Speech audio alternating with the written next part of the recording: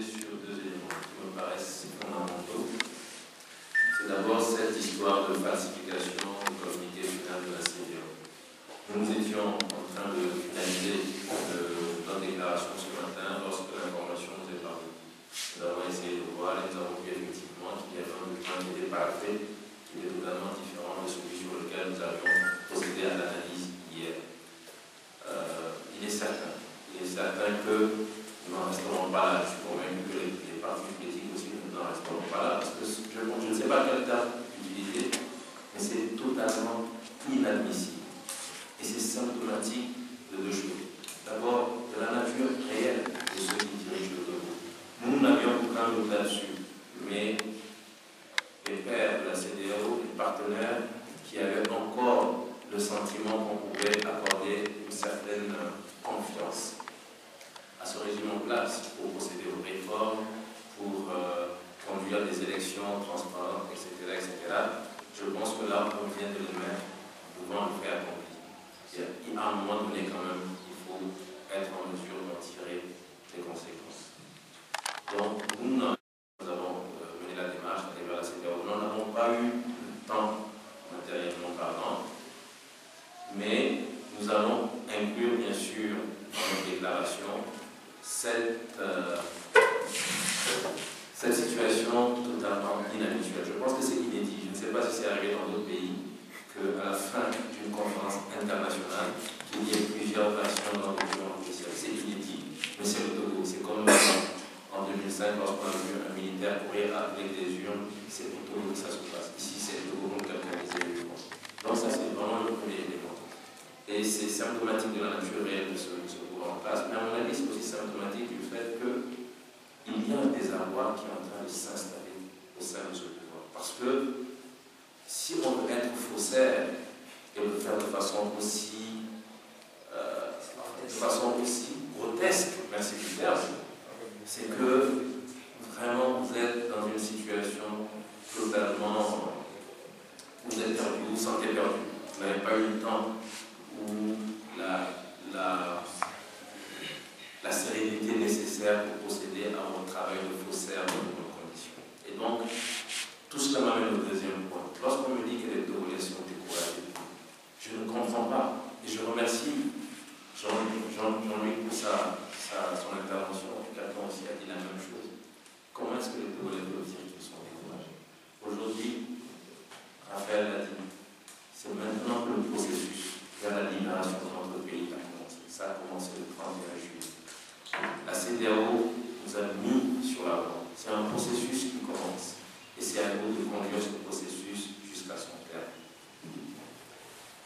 Vous savez, quand on dit la CEDEAO, les chefs d'État, il faut comprendre que ce sont des personnes avec une psychologie particulière.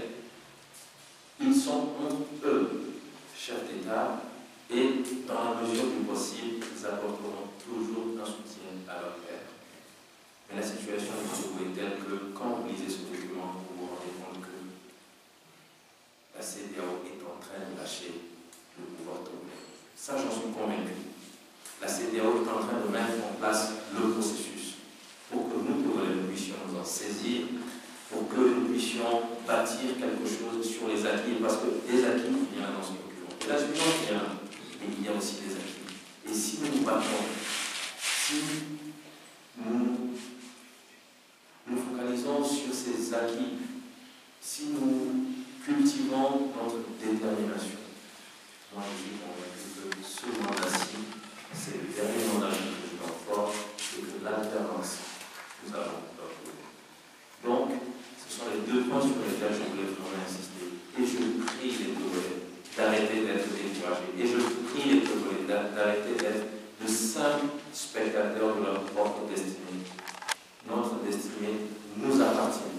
Nous devons nous impliquer. Nous devons participer aux activités de la cité. Nous devons nous insurger quand nous ne sommes pas d'accord. Nous devons nous indigner quand nous ne sommes pas d'accord. Nous ne sommes plus de simples spectateurs de notre destinée. C'est une prière. Que l'on soit maçon, que l'on soit fonctionnaire, que l'on soit cadre, je vous en prie, le moins venu nous participer des citoyens togolais, qu'on veut faire changer ce pays. Permettez-moi, je vais donner juste quelques exemples de ce que nous vivons dans ce pays. Actuellement, nous avons un hôpital qui est l'hôpital de référence. Et pendant près de 10 jours, nous n'étions pas en mesure d'opérer les malades parce qu'il n'y avait plus de gaz d'anesthésie. Nous sommes dans un pays indépendant depuis combien d'années? Donc, vous dites l'hôpital de référence, le peu de gaz qu'il y a, on le réserve pour les situations d'urgence. Mais tous les malades, on ne peut plus les programmer parce qu'il n'y a pas de gaz d'anesthésie. Qu'est-ce qui se passe dans mon pays? Dans le même temps, je discute avec des amis entrepreneurs qui me disent, quand même, tu sais qu'on ne peut pas s'afficher. Mais imagine, on nous demande de faire un travail. Après, une autorité vient nous dire, augmente la facture de tel nombre de millions, des centaines de millions.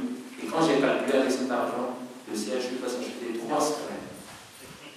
Et les autorités, je pèse mes mots, viennent voir mon ami et lui disent, augmente la facture.